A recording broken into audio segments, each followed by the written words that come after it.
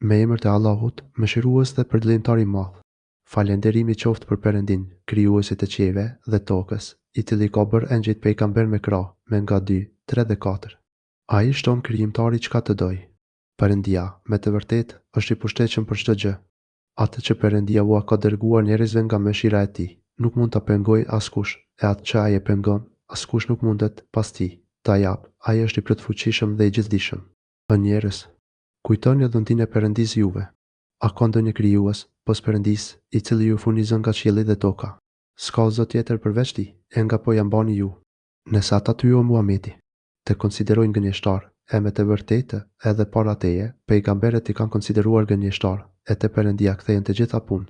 O njerëz, padyshim, premtimi i Perëndis është i vërtetë, e mos ju mashtrojë, kursesi jeta e kësaj bote dhe le të mos ju mashtrojë, kursesi mashtruesin e Perëndin.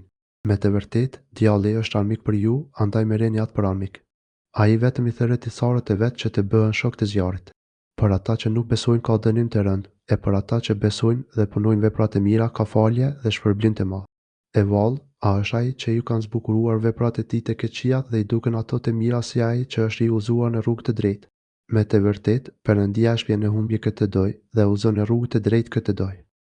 Mos u shkatërro ti për humbjen e tyre. Perëndia, me të vërtetë, është i gjithdijshëm për atë që punojnë ata. Dhe Perëndia është ai që dërgon erërat, që i lëvizin rrethë, dhe ne i drejtojmë ato me viset e vdekura, e me to e gjallërojmë tokën pas vdekjes së saj. Kështu do të jetë edhe ringjallja. Kush dëshiron mallrinë, e tërë mallëria është e Perëndis, andaj kërkoni prej tij. Tek ai ngritën fjalët e bukura dhe veprën e mirë ai e pranon. Për ata që trillojnë veprat të keqija, do të ketë dënim të rënd dhe trillimi i tyre do të falimentojë.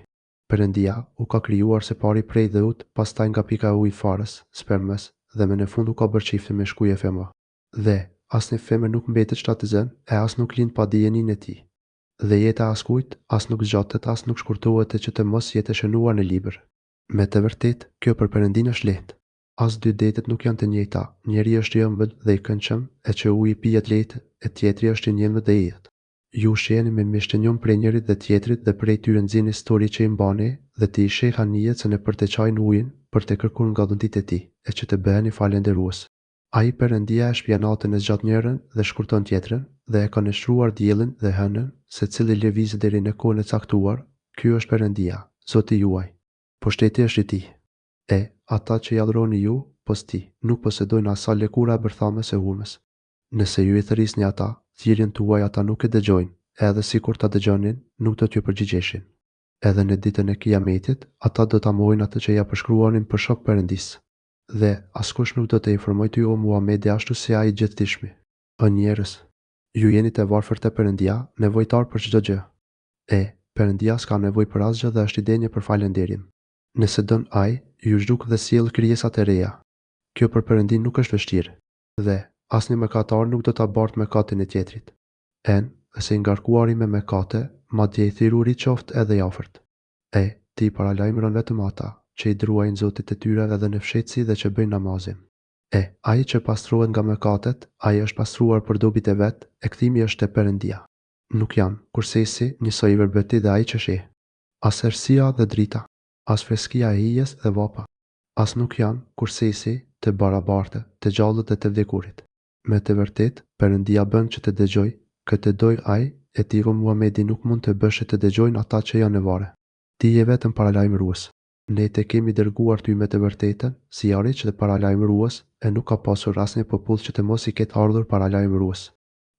Nëse ata të konsiderojnë ty gënjeshtar, e madje edhe paraardhësit e këtyre i kanë përgënjeshtruar pejgamberët. Pejgamberët e tyre kanë ardhur me dokumentet e qarta, fletushka dhe libër ndriçues. Pastaj, unë i kam dënuar mohusit e çfarë ka qenë dënimi im. Vallë, a nuk di ti që Perëndia e lëshon ujin prej qiellit e që ne, me të krijojmë frutë llojeshe ngjyrash të ndryshme, e në përmale gjenden rrugë të bardha dhe të kuqe, ngjyrash të ndryshme dhe krejtësisht të zeza. Ka edhe njerëz, edhe shtazë, edhe bageti, po ashtu llojesh të ndryshme. Me të vërtetë, Perëndisi druajnë vetëm të dishmit prej robërve të tij. Me të vërtetë, Perëndia është i plotfuqishëm dhe falës. Padyshim, ata që e lexojnë librin e Perëndis dhe kryejnë namazin, dhe haptazi e fshehur razi japin nga ajo me çka i kemi furnizuar ne, shpresojnë shpërblimin që nuk do të humbas. Që ai t'u plotësoj shpërblimin dhe që t'ju shtojë atyre nga dhuntit e tij. Me të vërtetë, ai është falës dhe falënderues. Atë që ta kemi shpallur ty prej librit, është e vërtetë e saktë, duke qenë vërtetues për atë që është shpallur para ti. Perëndia, me të vërtetë, për robërit e vet i di të gjitha dhe ai sheh të gjitha.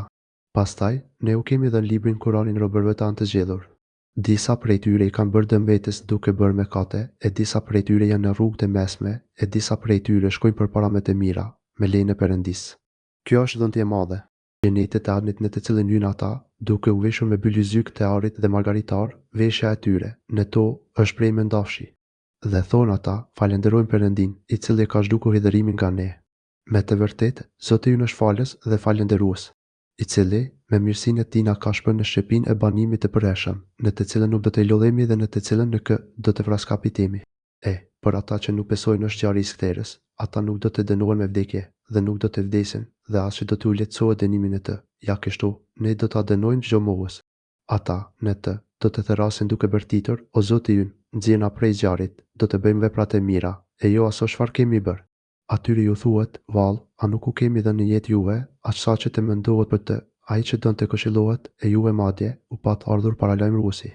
Andaj shijoni dënimin. Për zullumçarët nuk ka kur fare ndihmësi. Me të vërtetë, Perëndia është i gjithdijshëm për sekretet e qiejve dhe të tokës. Me të vërtetë, ai diçka ka në zemrat e njerëzve. Ai u ka bërë juve zëvendës njërin pas tjetrit në tokë, e kush nuk beson, mosbesimi i tij është në dëm të tij. Mohuesve, mosbesimi i tyre u ashton te Zoti i tyre pezmin, dhe mohuesve, mosbesimi i tyre u ashton humbje. Thuaj ju atyre, a i keni pa shokët tuaj idhuj që i adhuroni, përveç Perëndisë? Me tregoni mua se çka kanë krijuar ata në tokë, ose a kanë marrë pjesë në krijimin e qiejve, ose a u kemi dhënë ne atyre një libër, e ata në të kanë argument për këtë çështje. Jo, por zullumçarët i premtojnë njëri tjetrit vetëm mashtrime. Me të vërtetë, Perëndia mbron ekuilibrin e qiejve dhe tokës nga shkatërimi. Nëse ato nisen nga shkatërimi, askush nuk mund t'i mbrojë, pos ti. Me të vërtetë, ai është i butë nuk nxiton për të dënuar dhe falës i mëkateve. Dhe ata janë betuar në Perëndin, me betimin e rëndë që nëse ju vje paralajmërues, ata, në të vërtetë, do të jenë ndër më të usuarit nga çdo popull tjetër. Pas se ju erdhi atyre paralajmëruesi, kjo vetëm u ashtoi largimin prej rrugës së drejtë. Përmendje mallësinë e tokë dhe dinakëritë e shëmtuara që e godasin vetëm pronarin e tij. Vallë, a presin ata diçka tjetër pos dispozitës së atyre të mëpashmëve?